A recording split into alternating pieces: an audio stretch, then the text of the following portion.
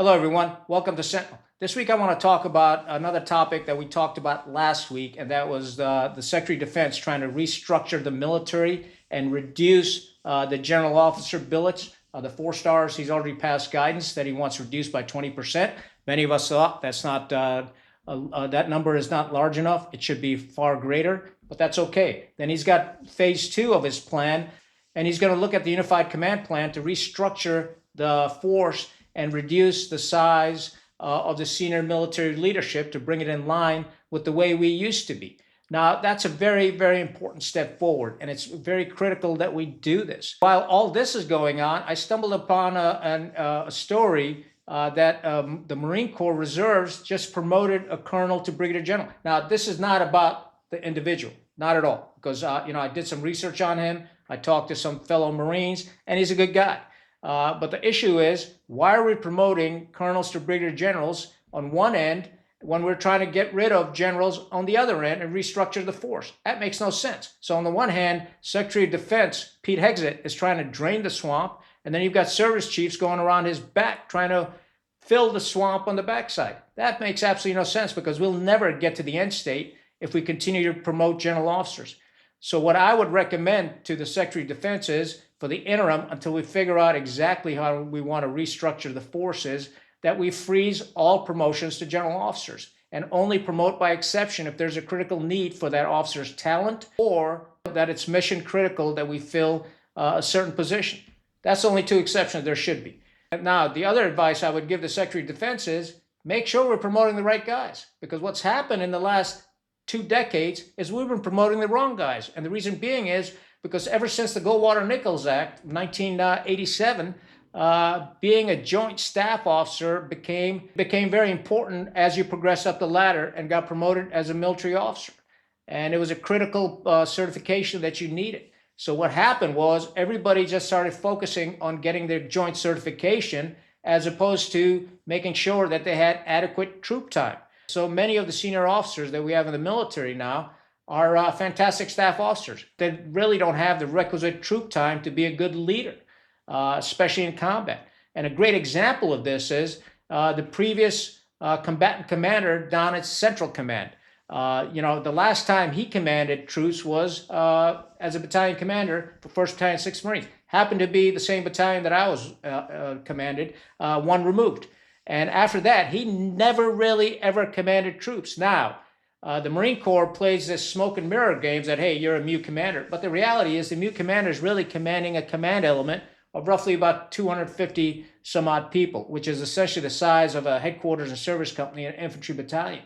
The MU commander is not responsible for the daily well-being, training, or the good order and discipline of the subordinate units. That's why you have battalion commanders, you've got squadron commanders, and so forth. So he becomes a MU commander, and does a couple of deployments with the MU to Afghanistan and Iraq. And then after that, he goes back to being the military secretary to the Commandant of the Marine Corps, and then goes down to Central Command as a staff officer in the J5 or something, and then comes back to the Joint Staff, works on the Joint Staff and becomes the deputy for operations there, which is a pretty interesting billet, but still a staff billet, right? And then all of a sudden gets promoted to 3-star, and then gets promoted to 4-star and gets sent down to Central Command, and was ultimately responsible for the debacle in Kabul. Now, the problem that I have with all this is he didn't have the requisite troop time.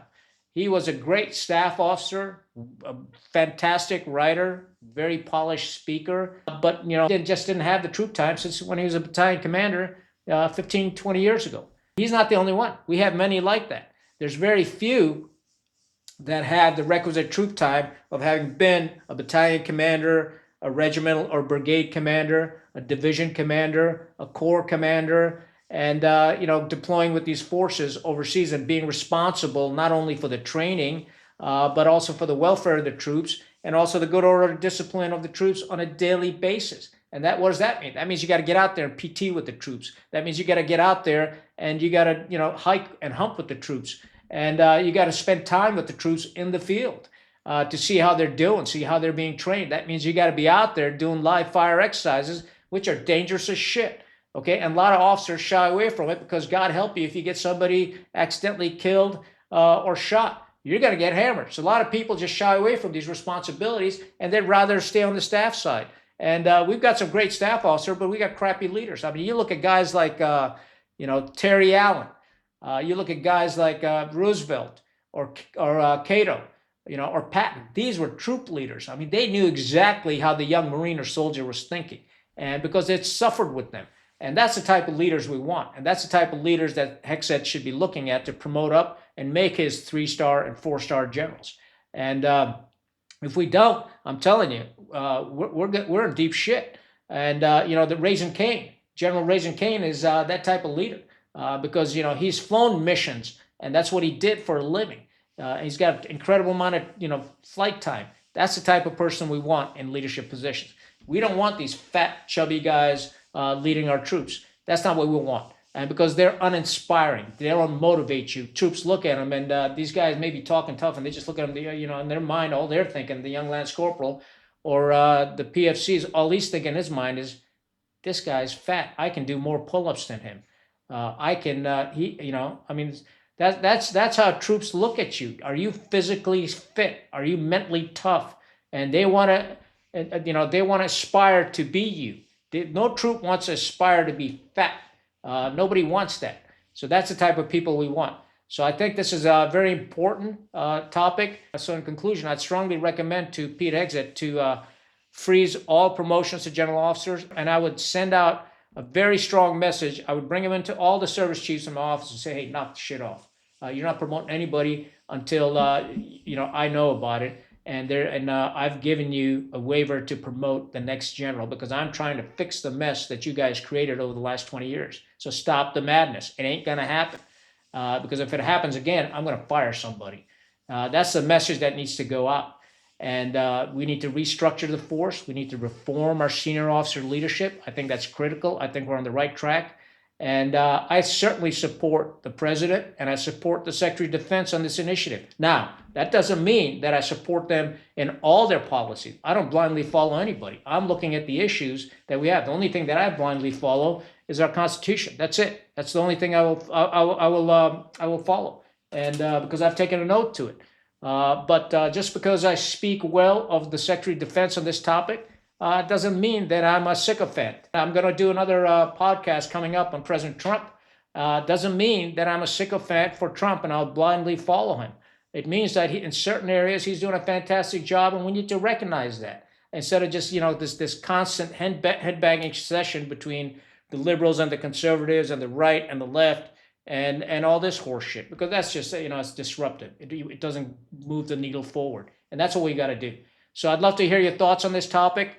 And I really do appreciate everything you've done for this channel. Without you, I wouldn't have a platform, and we couldn't talk about these discussions. And I appreciate all the comments that you leave behind. I try to read all of them, and they're pretty damn good. So thank you.